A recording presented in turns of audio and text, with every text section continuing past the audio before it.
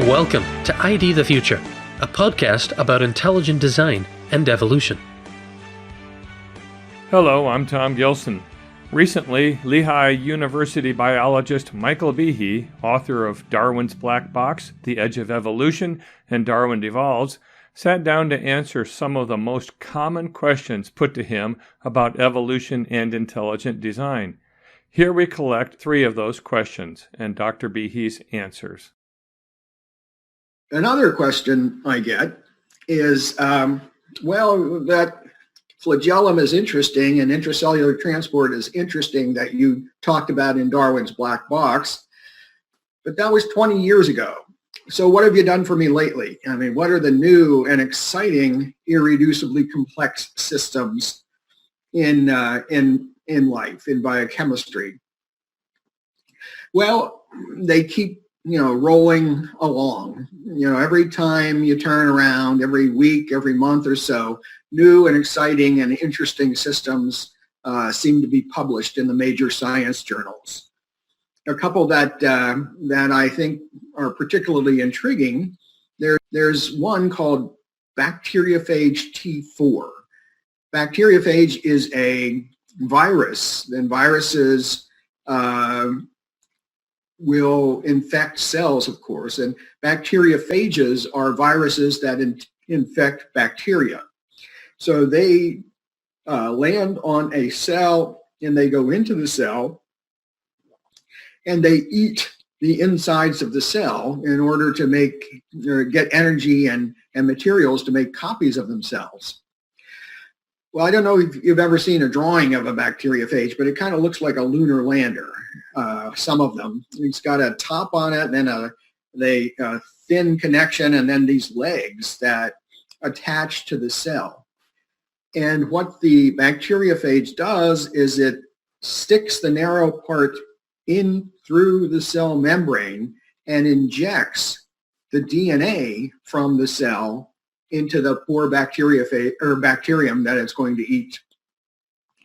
Well, a couple of years ago, using a new technique called cryo-electron microscopy, people looked in detail at this mechanism, and it's like an automated syringe that as soon as the legs touch the surface of the cell, it triggers a change in the shape of the lunar lander so that it shrinks and the narrow part goes down in with a fair amount of force and injects the DNA. And it's not only cool in its own right, but you say to yourself, there are hundreds and hundreds of proteins involved in this, and they're all there to do one thing, to inject the DNA into the cell. So that's a swell example of irreducibility that wasn't known except for until a couple of years ago. Another kind of improvement or building upon an example that I talked about in Darwin's Black Box 20 years ago is another bacterium and its flagellum. There's a bacterium called MO1, which was isolated off the seas of Japan. And it has a flagellum that spins about 10 times as fast as a normal flagellum and allows this bacterium to really whip through the water. And there's a prominent Japanese group that looks at flagella, and they looked at it by electron microscopy and some other techniques. And they saw that, in fact, in this tail that the bacterium has, there were 7 separate flagella all packed together. And they all rotated at the same time in order to push it forward. But if you think about it, you say, well, if this is rotating this way, and so is this, they'll knock against each other. They'll brush against each other, and the whole thing will come to a kind of a crashing halt. But the Japanese group showed that they don't actually touch each other, that there are other proteins that work as interdigitating gears. that is, there's like a gear between them, so that as this rotates, the gear rotates in the same direction, and so does the other flagellum, so that they're all rotating in sync in the same direction. But with this separating gear, then it can, it's a counter-rotating gear. With that, it can, they can all spin together without bumping against each other.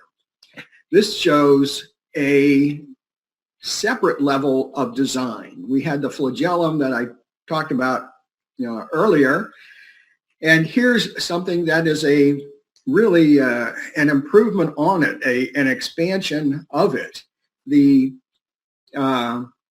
You couldn't pack flagella together and have them work.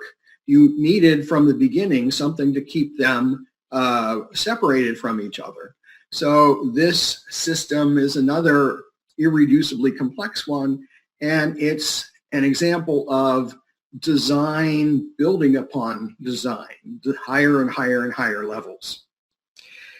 And just one more example, or kind of a class of examples, is that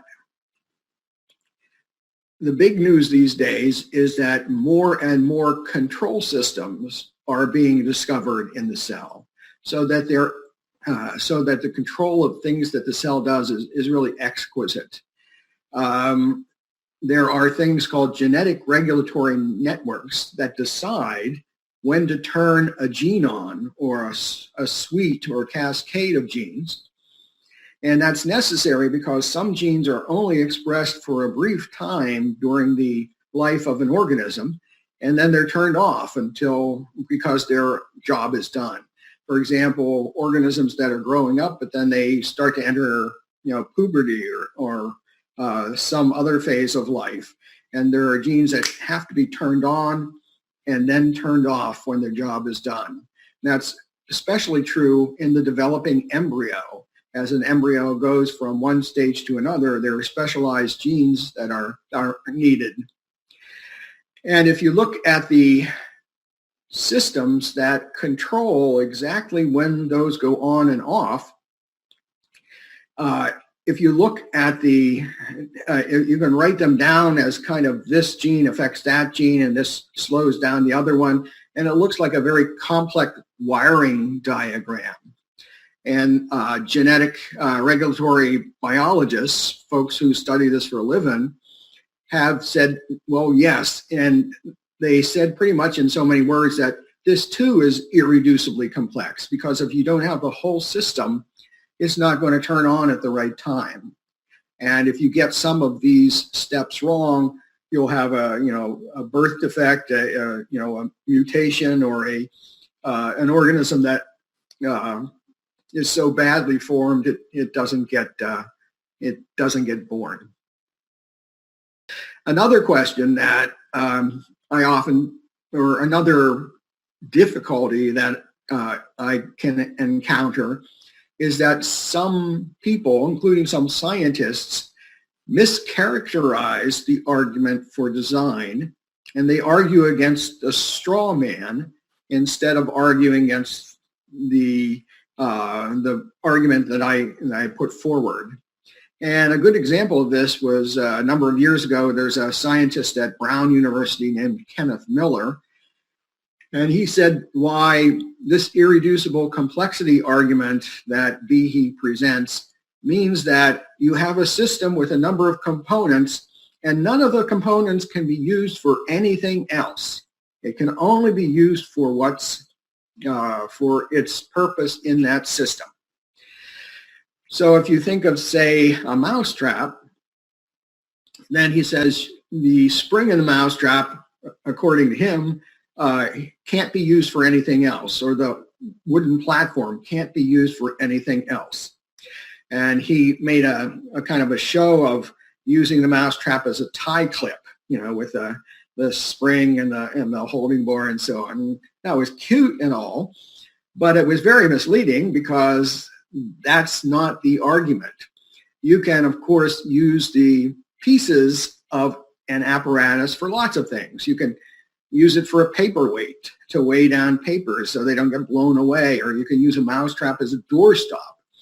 The argument for irreducible complexity is not that you can't use the parts for other purposes. It is that if you take a part away, the system does not work. The mousetrap does not work. You may be able to use it as a tie clip without the holding bar that will hold the hammer in place until the mouse comes along, but you can't use it then as a mousetrap. Its mousetrap functioning is broken. And there's a number of other problems with that, but one of the big problems is, as I said, is that people mischaracterize, and there seems to be a strong desire to misunderstand these arguments. And another problem, one last problem, is that some people, including some scientists, say simply that they will not consider any answer that it does not involve just matter and energy. It's just materialistic. They will not consider purposeful design because they see it as pointing outside of nature. And you can't have a discussion with a person like that. And unfortunately, there's too many of those folks. And so they slow us up. And just one last question I get, perhaps because he's a prominent evangelical Christian, there's a man named Francis Collins, who is the director of the National Institutes of Health, a very good scientist who led the team that identified the cystic fibrosis gene. And he wrote a book a while back called The Language of God. And in it, he talked about what we've discovered in biology, and he was critical of intelligent design, and he proposed what's kind of loosely called theistic evolution. That is, God sort of knew what was going to develop, but he was not involved directly or in detail in saying how organisms might be built. So people say to me, why are you not convinced by Dr. Collins's arguments? And it's interesting that if you read his book, he does say that that he's skeptical of intelligent design, but he does not even try to address the problems for Darwinian evolution that I and other intelligent design proponents have brought up. Instead, many Christians just think it would be neat. It would be the coolest thing if God would just make life this way by creating some general laws, and then everything falls out from that. Well, maybe it would be cool, but my degree is not in theology, so I'm just a humble biochemist. So I have to look at what we discover and say, can that arise by random processes? And every indication says, no, that's very, very unlikely.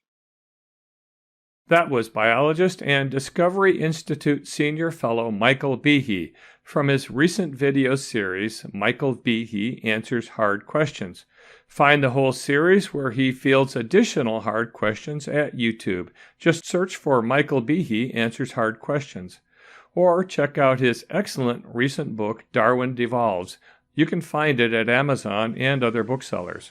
For ID the Future, this is Tom Gilson. Thanks for listening. This program was recorded by Discovery Institute's Center for Science and Culture. ID the Future is copyright Discovery Institute. For more information, visit intelligentdesign.org and idthefuture.com.